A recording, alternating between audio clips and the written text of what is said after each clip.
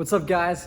So today we are doing our lesson. We're doing our first virtual lesson through Instagram, and I'm thankful for the technology to be able to do this. But we are continuing our discussion on this I Am series. We are on the 6th week out of the 7th week of the I Am series, and today we are talking about how Jesus says, "I am the way and the truth and the life."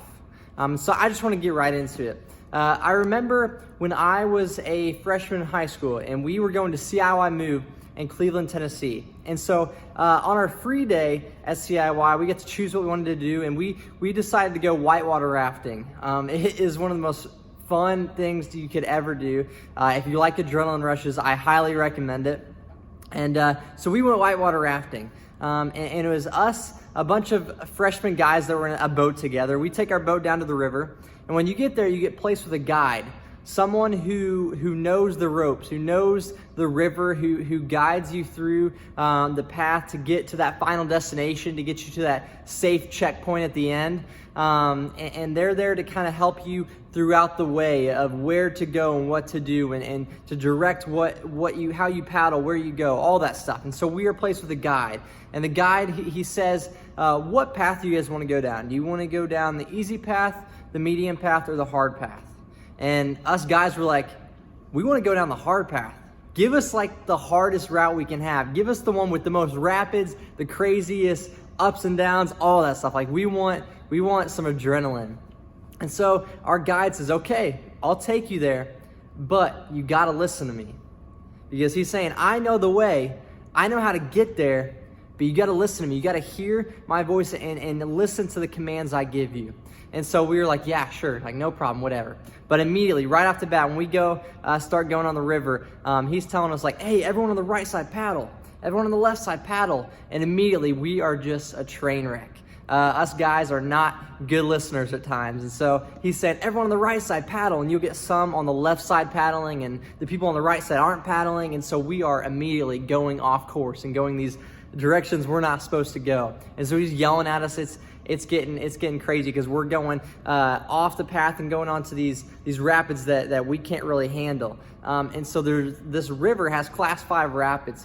And if you know anything about the classes of rapids, it goes up to 6. So these are the second highest rapids, and they're pretty dangerous. And so it's crazy right off the bat. We're not listening well to this guide, and immediately we start straying from the course. He's trying to direct us one way, but we end up going another way because we're not listening well to his instructions. And so he's telling us like right side paddle, and then no one's doing it. Left side paddle, no one's doing it, and we're just off course. And so immediately we are going for this huge rock in the middle of the river. And this rock is this big boulder, and the waves, the rapids are crashing up against this rock. And so we hit the rock, and we go up against its side. And immediately water just starts pouring into our boat, and our boat gets stuck, and it begins to get like sucked into the rock. And if you know anything about like a raging rapid river, there's so much pressure that when you get stuck against something, there's not much you can do. And so we're stuck against this rock, and water's piling in. And I look up front, and one of the kids, the youngest kid in our group, he's one of the smallest kids too, he's in the front, and the water is just slowly going up, rising up, and it gets to about his head, and he is about ready to go under. Like we were about to die in this moment, because there's not much we could have done if we would have got sucked under there. The rapids were so powerful, and we would have just got slammed against that rock. And so our guide gets off the boat, and he gets onto the rock, and he's pushing and pushing and prying. And meanwhile, everyone around us is just like in shock. Like everyone's jaws are dropping. Everyone is just freaking out. And so we're stuck, and the water is just piling in and coming in fast, and we're going under quickly. And he gets to a point where he pushes us off, and we get off the rock, and we continue on our path. And immediately he looks at us, and he's like, you guys are idiots. Like, you have to listen to me. And from that point on, I can assure you, we were pretty good listeners. But the whole point is that a lot of times we aren't good listeners. A lot of times we have some direction in our life. We have someone who's been through the things we go through, who can help us get through classes or school or whatever it may be. We have a guide, but we often don't listen to those instructions. We often know the way, but we choose not to follow it. And that might be for different reasons. Sometimes it's for almost a fear of our freedom being lost. Sometimes we choose not to listen to the instructions of someone who knows the way because we're like, hey, you're taking away our freedom. We saw that with Adam and Eve when they were in the garden, and Satan tempted them with the apple, and he's saying, God knows that if you get this apple, you're going to get wisdom. And so Adam and Eve begin to think, maybe God's holding back on us. Our freedom's being held back. And we think that with our parents too.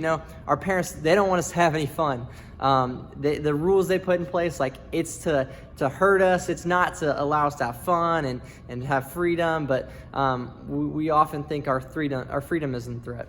And then we have also maybe a curiosity of what might happen if we go this way instead. I'm being told to go this way, but what happens if I go this way? A curiosity. We have a scratch that needs to be itched.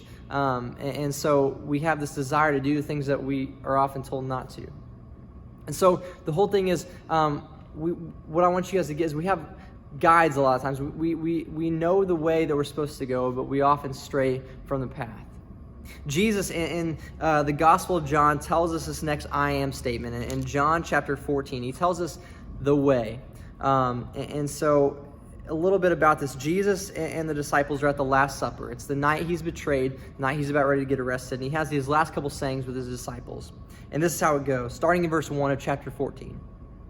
Do not let your hearts be troubled. You believe in God, believe also in me. My Father's household has many rooms. If that were not so, would I have told you that I am going there to prepare a place for you?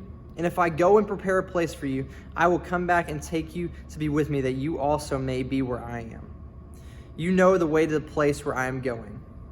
And then Thomas here, he says this. He says, Lord, we don't know where you're going, so how can we know the way? Thomas interjects with a question, and I'm glad he asked this, because if he didn't ask this, maybe we wouldn't have got this next part. And it's something that, I think the disciples, everyone was wanting to know, like, Jesus, what are you talking about? Like, where are you going? How can we get there? But I think everyone was afraid to ask. It's one of those things, like, when you want to ask a question, but you're too scared. Like, you don't know the answer, and you want to ask a question, but I don't want to be the one that asks it. And Thomas he's that person, like in class, like everyone's wondering, but no one's going to ask. And Thomas is that person, like, hey, I'll ask. I don't care. And so Thomas asked the question, Lord, where are you going? We don't know the way.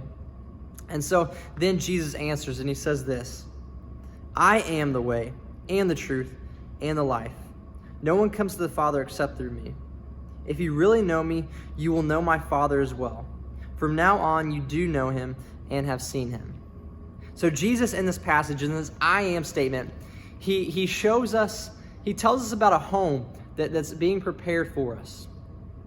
And it's kind of confusing because, we think earth is our home. This is where we live. This is where we belong. Are you talking about a place like down the road or what? But Jesus is saying, I'm talking about a heavenly place, a home where we are really meant to be a permanent home for us, where we can have joy and peace and true life. It says that it's a place with many rooms, or the KJV, the King James Version, says many mansions. It's a place where it's a true home for us to belong. Jesus, he says, this world is not truly our home. We were not made for this, but we were made for so much more. C.S. Lewis says this, I really like his quote. If I find in myself desires which nothing in this world can satisfy, the only logical explanation is that I was made for another world. We were made for so much more. After Adam and Eve came and they sinned in the garden, we were kind of taken away from our home. That was going to be our home, but we were taken away, and now we live almost as foreigners.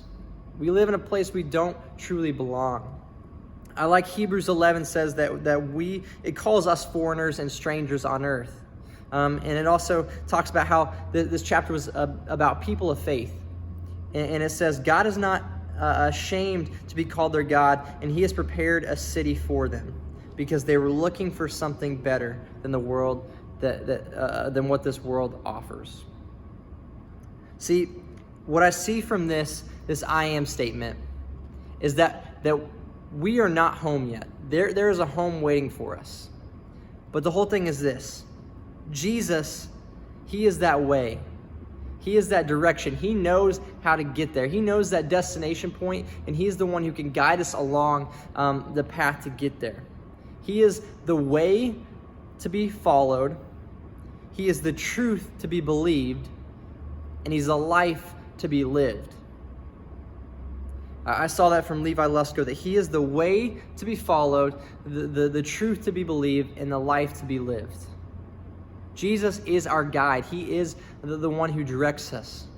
And he gives us his Spirit. He promised his Holy Spirit to help us get there, to help us show the way. And we can do that by following the life that Jesus lived, by looking back on his life and seeing what he did, seeing how he loved, seeing how he treated people, seeing what words he spoke to people.